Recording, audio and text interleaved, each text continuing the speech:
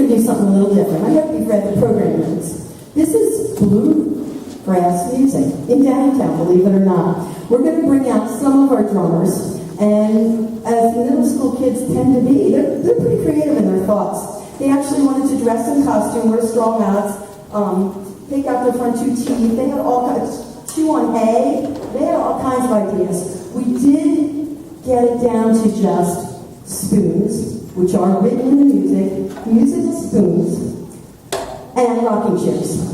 On this side, you will see our musical spoons and rocking chairs.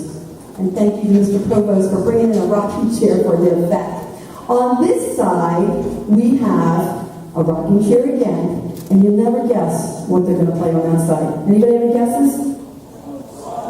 You read your program notes. Washboards. So we are going to bring out washboards. And we need 3 washboards, and I can only get 2. I ran around Lancaster County looking for washboards, and we only found 2. So we are having a cool cabasa washboard, too. So you're going to see on this side washboard cabasas on the rocking chairs, and on this side are musical spoons. And I told them they have to smile at you. Look at these smiles. All those braces paid off. See what? So this is our song, BlueRidgeReel. Now, I would be amiss if I didn't mention the drummers who are in the back, because they want to be up here too, but we can't all play spoons and washboards. So, drummers in the back, wave your, there you go, brushes. You're going to hear a really cool sound on the snare drums that are brushes. In addition, we have our 2 mallet players, Jared, on vibes, and Anna on marimba. And then we have some great drummers over here doing some additional sound effects with cymbals and suspended cymbals and tambourine and splash. So there's lots and lots of stuff in here. The only thing we don't have is fiddles, but we have lots of kids who can sound like fiddles. So we hope you enjoy this song called Blue Ridge Reel.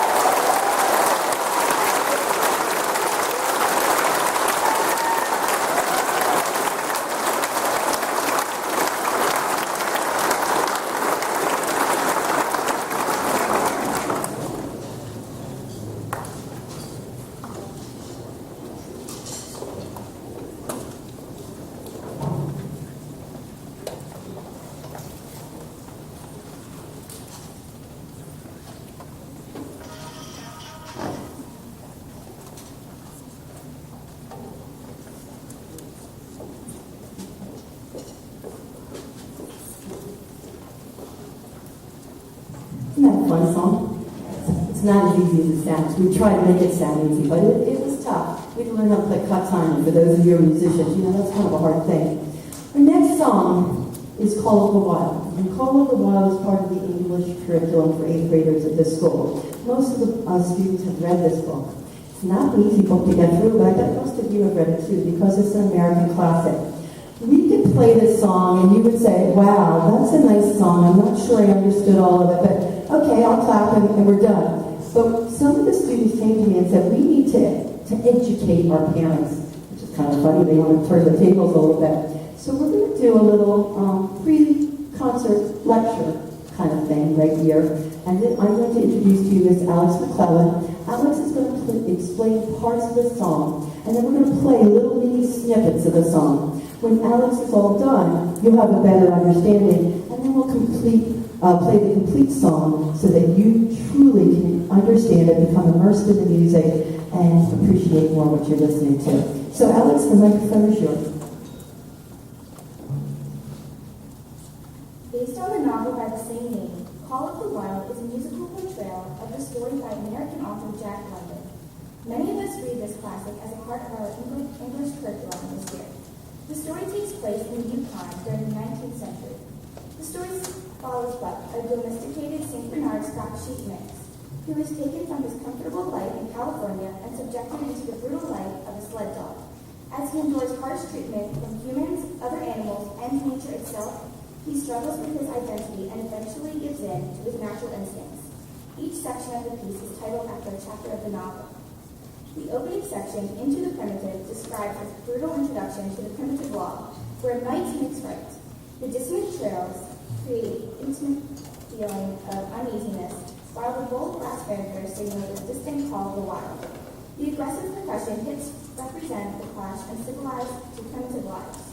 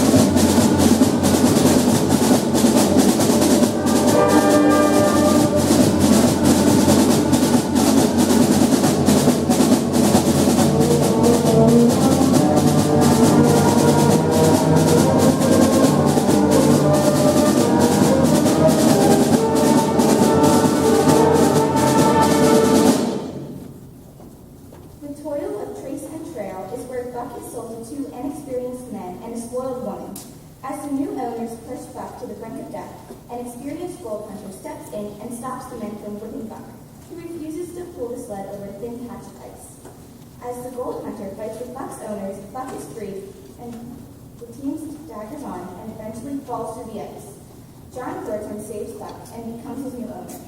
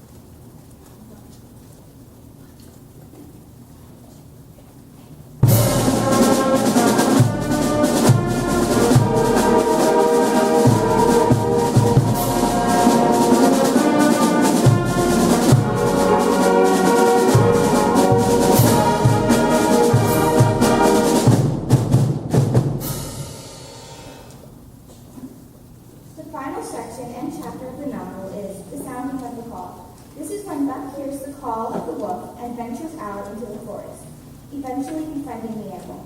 He continues to struggle with his loyalty to Thornton and his instincts as a wild animal. Eventually, his ties to Thornton are broken when Thornton is attacked and killed by Indians. He hears the sounding of the call yet again, and this time joins with the wolf pack. Buck completes his transformation to a wild animal and succumbs to his primate instincts. We hear a series of final dissonant chords as Buck answers the call of the wild. And now, the Downingtown Middle School Band performs for you Call of the Wild.